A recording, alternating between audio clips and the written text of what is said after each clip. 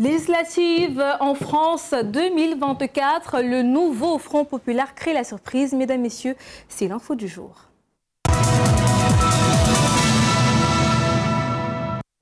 Bienvenue une fois de plus sur Global TV, vous êtes en direct de l'info du jour. Les résultats ont été annoncés par le ministère de l'Intérieur le 7 juillet 2024 et il présente le nouveau Front populaire en tête de ces élections législatives avec 182 sièges. Une victoire qu'il doit à la forte mobilisation des citoyens français dont le taux de participation est estimé à environ 59,71% de suffrages. Brindanon nous en dit plus. Après le second tour, le nouveau Front populaire a remporté les élections législatives le 7 juillet 2024 en France. Annoncé par le ministère de l'Intérieur, les résultats définitifs à l'issue de ce scrutin indiquent le classement ci-après.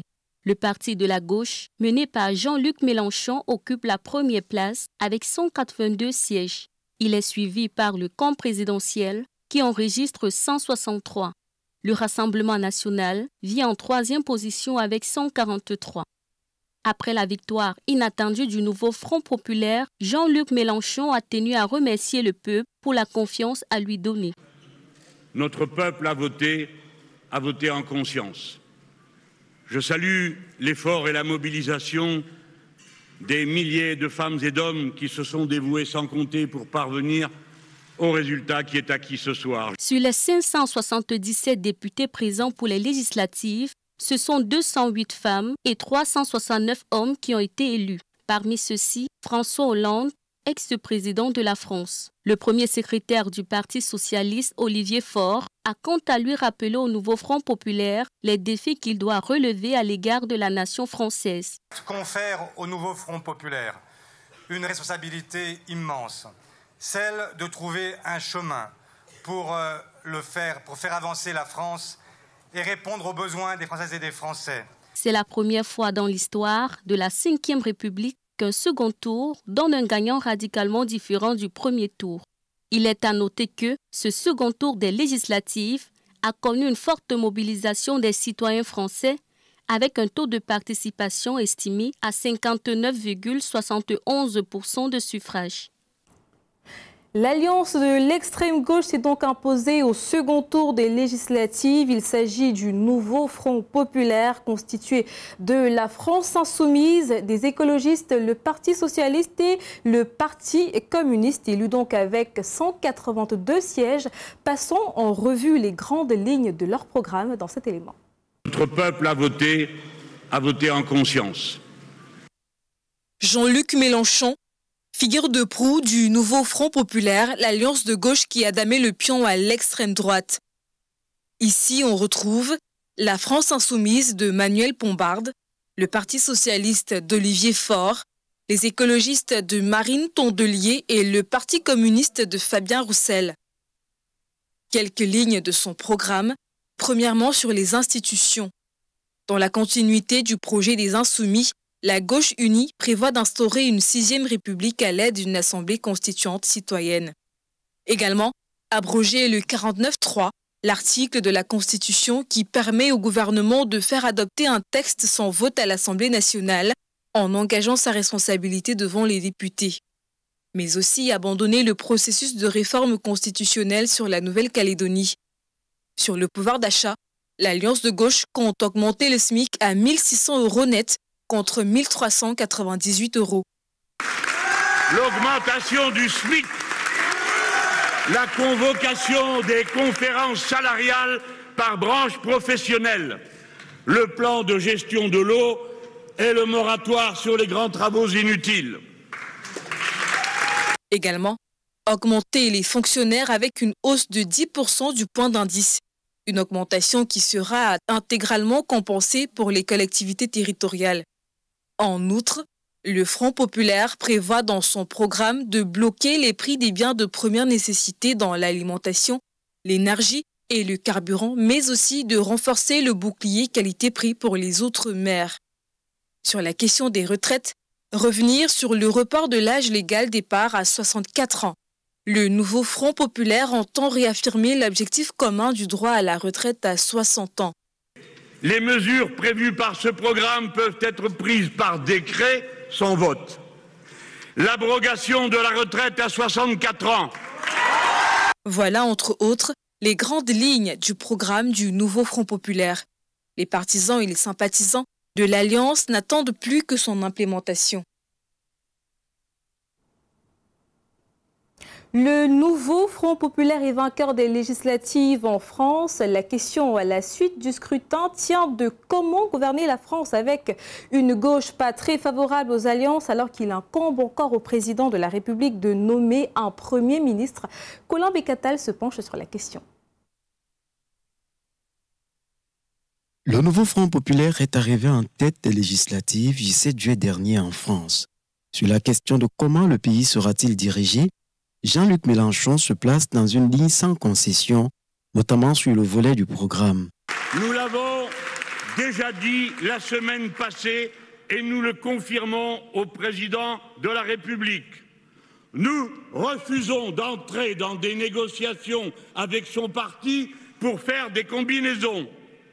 Surtout après avoir combattu sans relâche depuis 7 ans sa politique de maltraitance sociale et d'inaction écologique dont les votes du peuple français viennent de nous confirmer dans les bonnes raisons que nous avions de le faire.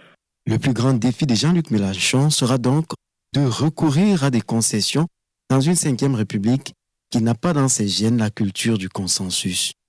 Mais d'où lui viendront les moyens de gouverner seul s'il tenait vraiment à se passer des alliés, surtout qu'il reste vrai que le patron du NFP ne détient pas toutes les cartes. C'est le président de la République, Emmanuel Macron, qui a la main pour nommer le Premier ministre à un délai encore indéfini.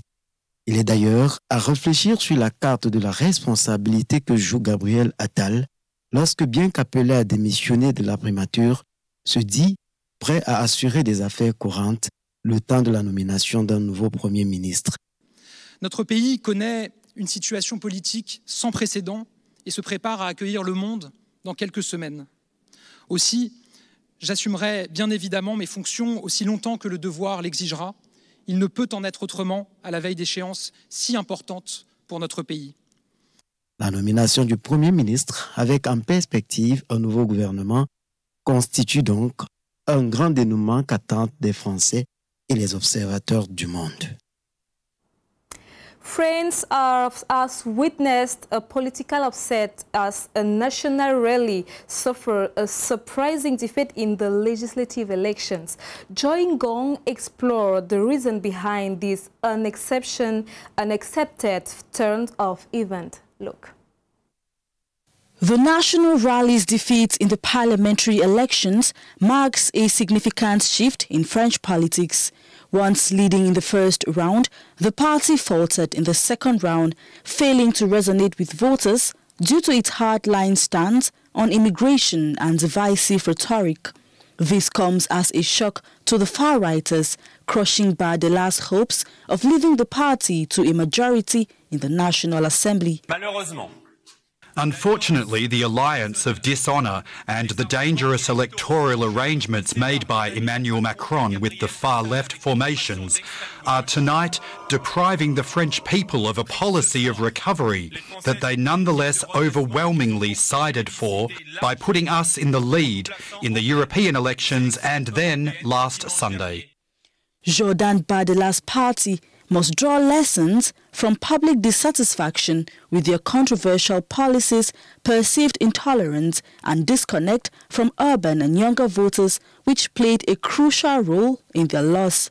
In contrast, the new Popular Front's message of unity and progressive change resonated more strongly, capturing a broader electorate. It gives me hope to know that France isn't just the national rally, something we've tended to believe recently, and in truth it feels so good and gives us hope. I'm still moved. It's incredible. We're relieved. There's a lot of hope. There's a lot of hope for the future of France, for the left. Many see this as a hopeful sign for the future, emphasizing a desire for policies that promote unity and respect for diversity in France. Après la victoire aux élections législatives en France du nouveau Front populaire, les réactions fusent de partout. Si pour certains partis c'est la fête, certains autres partis sont déçus. Il faut donc regarder ce reportage de Pythagore Lacosi. Ce soir, la France a dit non à l'arrivée du RN au pouvoir. Contre toute attente, le nouveau Front populaire arrive en tête au second tour des élections législatives. C'est la plus grande surprise électorale de toute notre histoire. Le nouveau Front populaire, alliance de gauche créée il y a 3 semaines à peine, remporte donc le plus grand nombre de sièges à l'Assemblée nationale française, contre toute attente. Les leaders de la coalition ont salué ce résultat et appellent le président de la République à laisser place au NFP pour gouverner. Le président a le pouvoir, le président a le devoir d'appeler le nouveau Front populaire à gouverner. Il fallait le faire. Et non seulement nous l'avons fait, mais nous avons gagné et maintenant nous allons gouverner. Loin de la majorité absolue, à 289 sièges, le nouveau Front populaire avec ses 182 députés dévance la coalition Ensemble, soutenue par Emmanuel Macron, et oblige le Premier ministre Gabriel Attal à présenter sa démission. J'assumerai bien évidemment mes fonctions aussi longtemps que le devoir l'exigera. Il ne peut en être autrement à la veille d'échéances si importantes pour notre pays. Déception du côté du Rassemblement national qui avait été annoncé tout proche de la majorité absolue au soir du premier tour. Un revers dû à un barrage républicain efficace, mais le pôle de Marie Le Pen, Jordan Bardella, salue la progression du RN. Le Rassemblement national réalise aujourd'hui la percée la plus importante de toute son histoire. Depuis l'Allemagne, les Bleus ont l'air d'être satisfaits des résultats des élections législatives. On se rappelle que ceux-ci avaient déjà pris position en demandant aux Français d'aller voter, mais contre le Rassemblement national. Sur X, Jules Koundé, Aurélien Tchouameni ou encore Ibrahim Konaté manifestent leur satisfaction et il en est de même pour Marcus Thuram sur son compte Snapchat. Mais il faut dire que sans majorité claire, la présence de 3 blocs politiques presque équivalents plonge la France dans une période d'incertitude au Parlement et dans l'exécutif.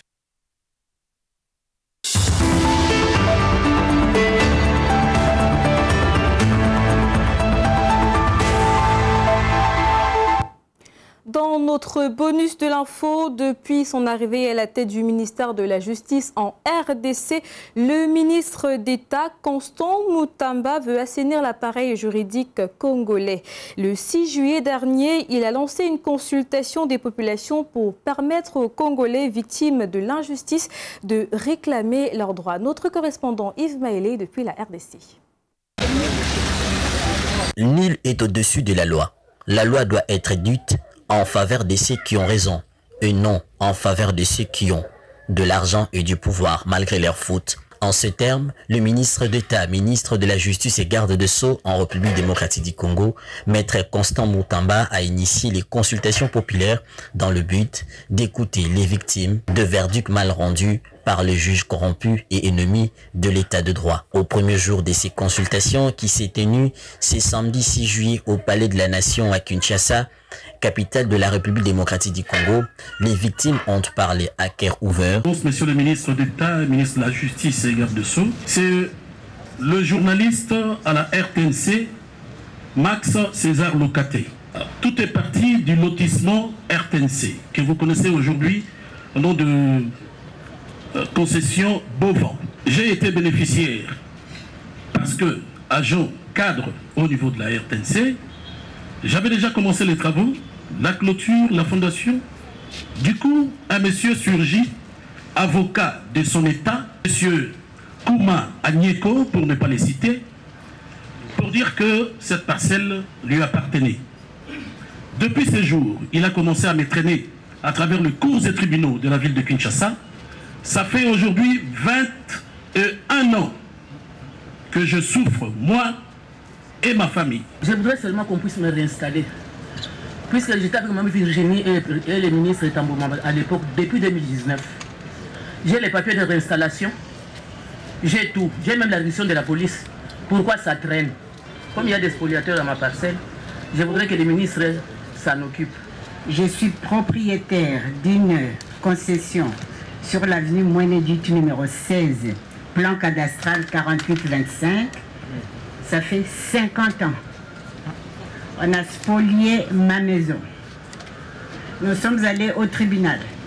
Nous sommes allés à la cour qui m'a rétrocédé la maison, mais je ne peux pas l'occuper. On me trimballe partout. La veuve n'a pas de justice. Je suis dehors. Et j'ai besoin de vous, monsieur le ministre.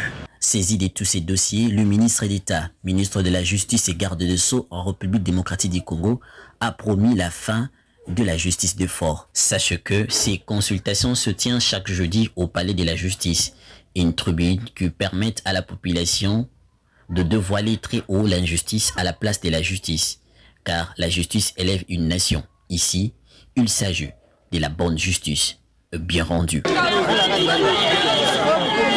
Nous avons donc suivi les témoignages des habitants de la RDC qui réclament justice.